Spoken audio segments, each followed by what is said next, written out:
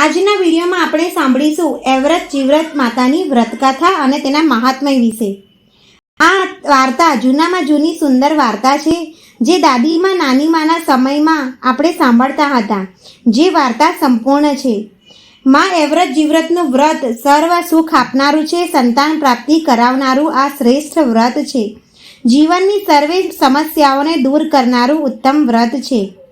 હિન્દુ ધર્મમાં એવ્રત જીવ્રત માતાની પૂજા કરવાનું વિશેષ મહત્વ છે। અષાઢ વદ તેરસથી અમાસ સુધીમાં 3 દિવસ સ્ત્રીઓ આ વ્રત કરે છે। આ વ્રતમાં એકટાણું કરવાનું તેમજ મીઠા વગરનું ભોજન કરવાનું હોય છે। અમાસના દિવસે રાતના માતાજીના ગરબા ગાઈને અખંડ દીવો પ્રગટાવવાનો હોય છે અને તેનું જાગરણ કરવાનું હોય છે। તો આવો મિત્રો, આપણે સાંભળીએ એવ્રત જીવ્રત માતાની વ્રત કથા। એક ગામમાં બ્રાહ્મણ અને બ્રાહ્મણી રહેતા હતા। બંને સંતોષી જીવના હતા, પણ મોટું દુઃખ સંતાનનું હતું। સંતાન પ્રાપ્તિ માટે બ્રાહ્મણે મહાદેવજીના મંદિરમાં જઈ તપ કરવા લાગ્યા। જોત જોતામાં 7 દિવસ પસાર થયા, પણ મહાદેવજી પ્રસન્ન થયા નહીં। એવામાં એક વાઘરી બકરીનું બચ્ચું લઈને મંદિરમાં આવ્યો અને જય ભોળા શંભુ કહીને બચ્ચાની ગરદન પર છરાનો ઘા કર્યો। બ્રાહ્મણ આ જોઈ કંપી ઉઠ્યો। ત્યાં તો મહાદેવજી વાઘરી પર પ્રસન્ન થઈ બોલ્યા, કહે કે તારી શું ઈચ્છા છે?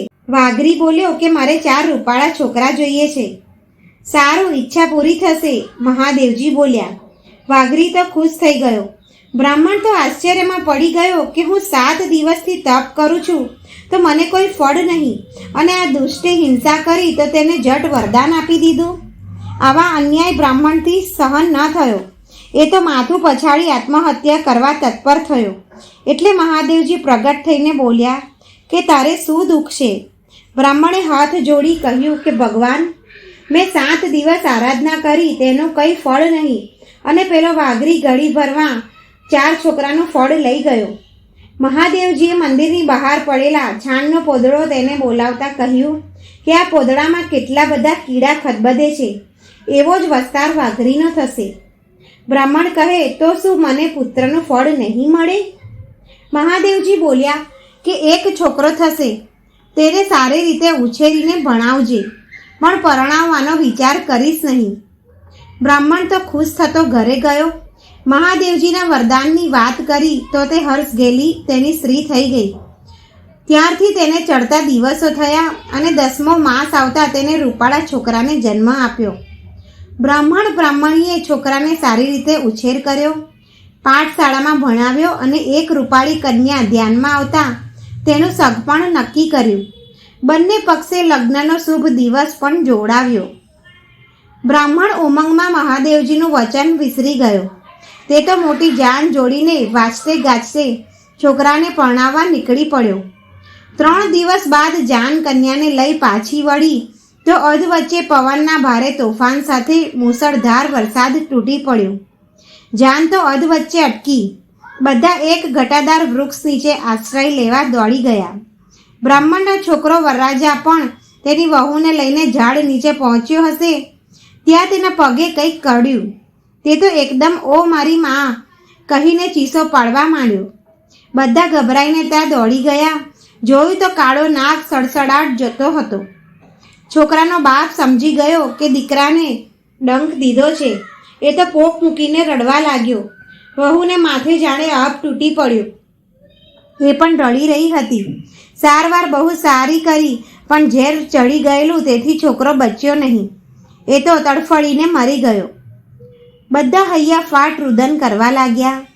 વરસાદ વરસતો હતો તેથી સબનો અગ્નિ સંસ્કાર થાય નહીં। બધાએ વિચાર્યું કે હવે આપણું ગામ નજીક આવ્યું છે તો ત્યાં જઈએ, સવાર પડતા અહીં આવી અગ્નિદાહ કરી દઈશું। બધા ગયા, પણ વહુ ત્યાંથી ના ગઈ। તે તો મૃત પતિનું મસ્તક ખોળામાં રાખી આંસુ વહાવતી બેઠી રહી। ત્યાં વારે વારે હિંસક પ્રાણીની ત્રાડો સાંભળતી હતી, તેથી આજુબાજુ નજર કરી તો વીજળીના પ્રકાશમાં એક મંદિર દેખાયું। તે સબને ઉઠાવી મંદિરમાં ગઈ અને કમાણવાસીને સાંકળ લગાવી દીધી, જેથી કોઈ અંદર આવે નહીં। આ તો એવ્રતમાનું મંદિર હતું। મધરાત થતાં એવ્રતમાં મંદિરે આવ્યા। જોયું તો કમાણ બંધ હતા। મા તો રોષ લાવીને બોલ્યા કે મારા થાનકમાં કોણ છે? જે હોય તે ઝટ કમાન ઉગાડે, નહીંતર બાળીને ભસ્મ કરી દઈશ. વહુએ કંપાતા હાથે કમાન ઉગાડ્યું.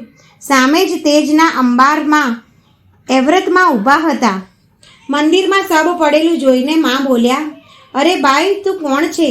અમારા થાનકમાં મર્દાને લાવી અપવિત્ર કરનાર તું કોણ છે?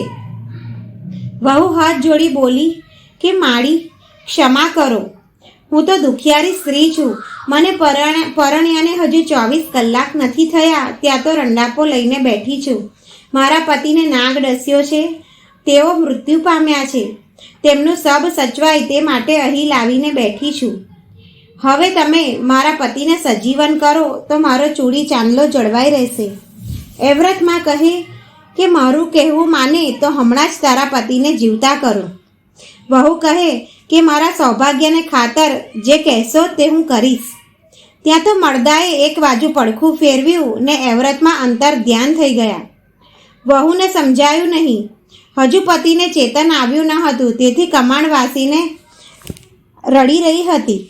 બીજા પહોરે જીવ્રતમાંની પધરામણી થઈ. તે બોલ્યા કે મારા થાનકમાં કોણ ભરાયું છે? જે હોય તે કમાન ઉગાડે, નહીંતર હમણાં જ બાળીને ભસ્મ કરી દઈશ. વહુએ ધ્રુજતા હાથે કમાન ઉગાડ્યા. સામે પ્રકાશના પુંજ રેલાવતા જીવ્રતમાં ઊભા હતા. તે બોલ્યા કે બાઈ, તું કોણ છે? મારા થાનકમાં કેમ આવી છે? વહુએ બધી વાત કહી. પતિને જીવતા કરવાની નમ્ર વિનંતી કરી તો જીવ્રતમાં બોલ્યા કે મારું કહેવું માને તો હમણાં જ તારા પતિને સજીવન કરું. ત્યાં તો મર્દાએ બીજું પડખું ફેરવ્યું ને જીવ્રતમાં અંતર ધ્યાન થઈ ગયા. જીવ્રતમાં દેખાય નહીં, તેથી વહુ વિચારમાં પડી ગઈ. હજુ પતિમાં ચેતન આવ્યું ન હતું, તેથી કમાન બંધ કરી રુદન કરતી બેઠી. ત્રીજા પહોરે વળી જયામાં મંદિરમાં પધાર્યા ને બોલ્યા કે મારા થાનકમાં જે ભરાયું હોય તે તરત જ કમાન ઉગાડે, નહીં તો બાળીને ભસ્મ કરી નાખીશ. વહુએ કમાન ઉગાડી જયામાને નમન કર્યું અને પોતાના પતિનો મૃતદેહ બતાવી બધી હકીકત કહી. જયામાં બોલ્યા કે મારી વાત માને તો હમણાં જ તારા પતિને સજીવન કરું. વહુએ હા પાડી. જયામાં કંઈ પણ કહ્યા વગર અંતર ધ્યાન થઈ ગયા ને મળદું હલવા લાગ્યું. વહુ રાજી થઈ. પતિમાં હજુ ચેતન આવ્યું ન હતું.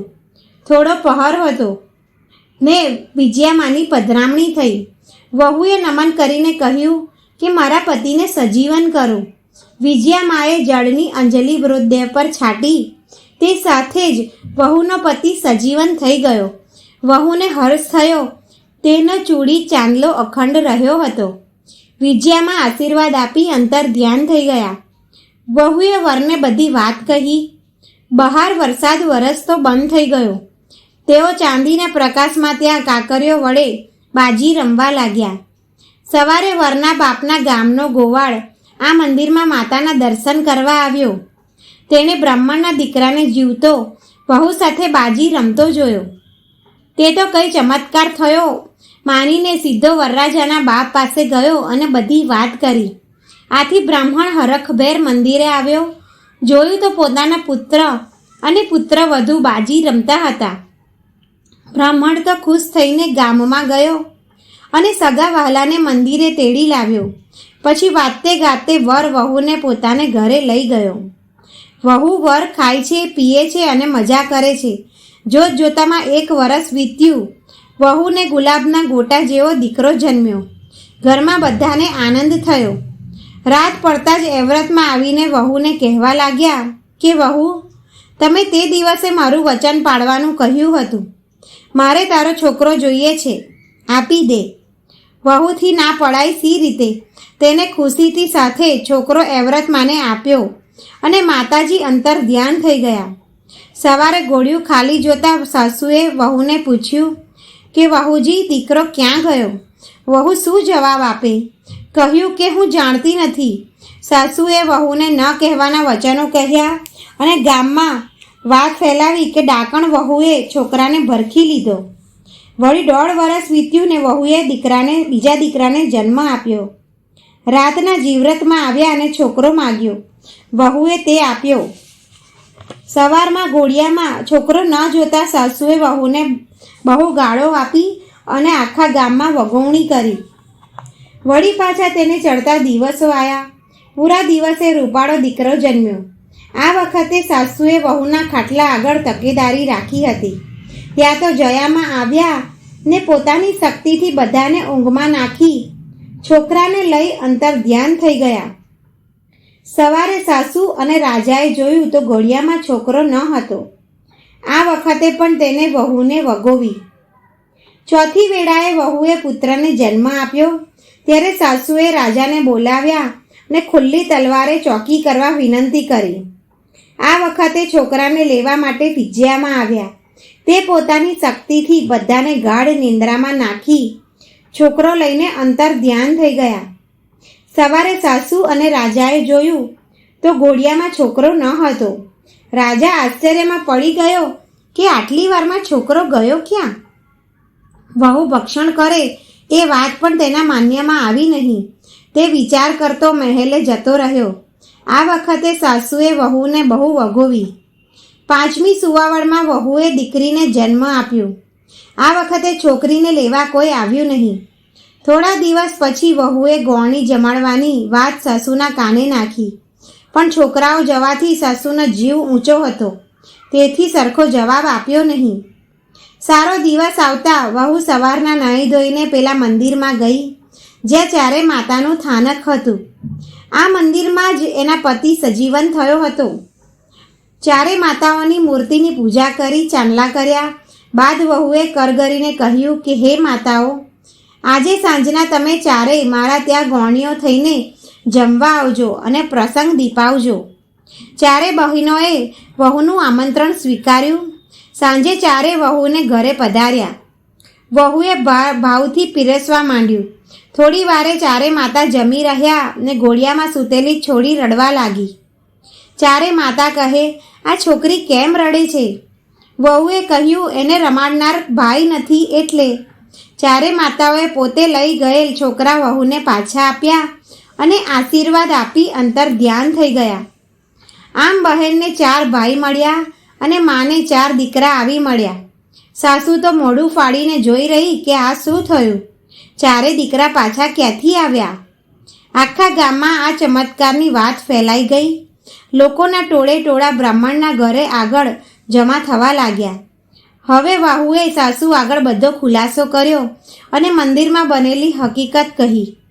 સાસુએ લોકોને એ વાત કરી ત્યારે લોકો આ ભલી અને શ્રદ્ધાળુ વહુના વખાણ કરી ધન્યવાદ આપવા લાગ્યા કે ધન્ય તેને કે મૃત પતિને સજીવન કરવા માતાઓ સાથે વચનથી બંધાઈ અને ચારે છોકરાઓનો ભોગ આપી વચન પાડ્યું.